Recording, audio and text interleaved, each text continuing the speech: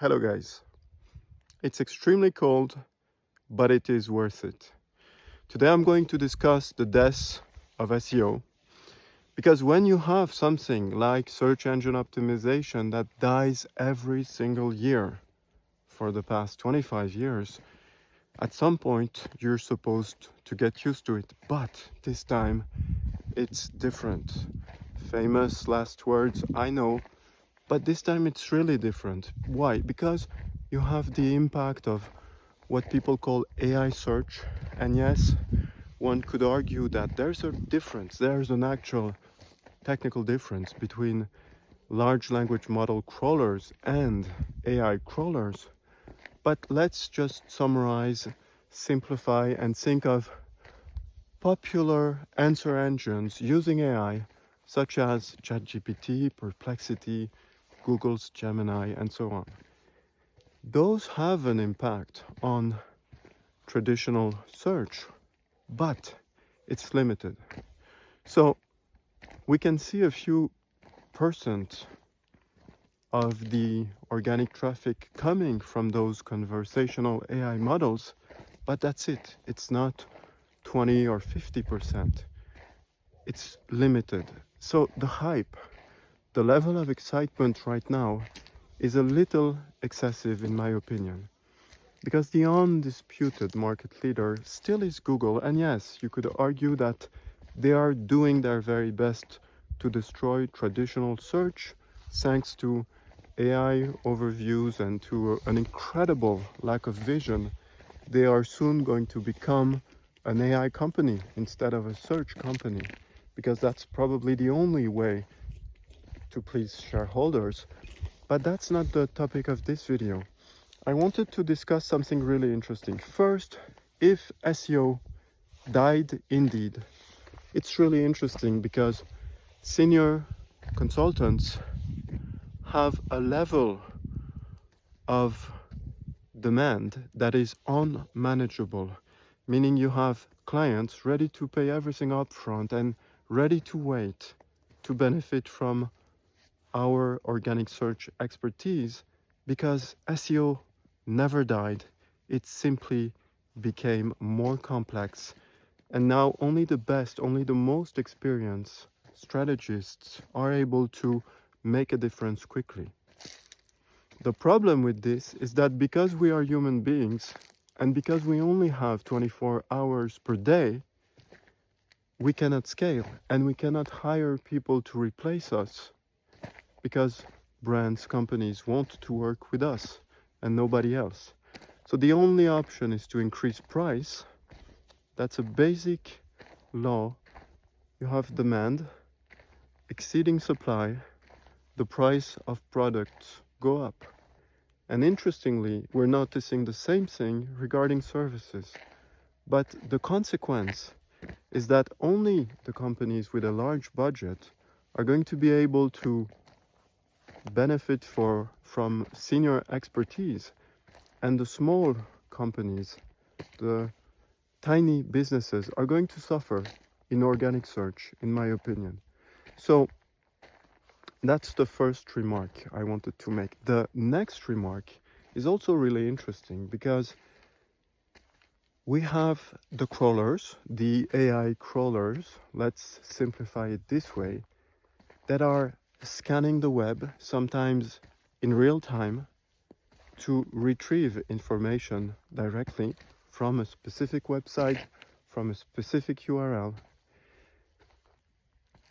And yet, technologically speaking, those crawlers have a level of sophistication that was already outdated 5-10 years ago for traditional search engines.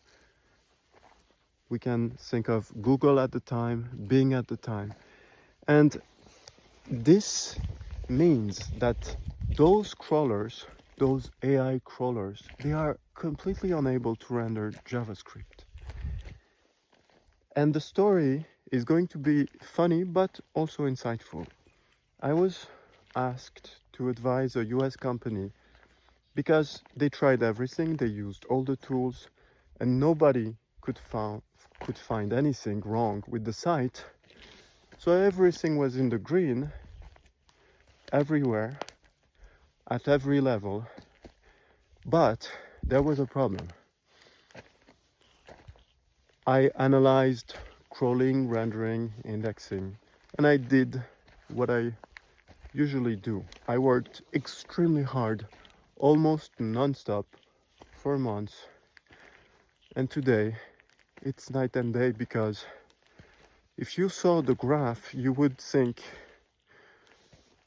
somebody manipulated the impressions, the clicks, and therefore the click-through rate. And you would think this is not real, this is not possible. But that's not the story. One of the things I optimized was rendering. And when I worked on JavaScript rendering, I only had Google in mind, because that's the undisputed market leader. Whether people like it or not, it's the reality, and they are the ones bringing you the largest numbers of organic leads. So I had Google in mind, and I optimized the rendering strategy to ensure that we would give Googlebot an opportunity to crawl the entire website faster, deeper. Why? Because if you render JavaScript and Googlebot doesn't have to send JavaScript code to the renderer, what happens is that the predefined amount of seconds or minutes allocated to your website, what we call the crawl budget, is used to crawl actual content and not to render JavaScript. So it's a very interesting way to optimize the limited time and budget Google allocates to your website. Anyway, that's what I had in mind, and it worked beautifully as usual. But then what we saw was,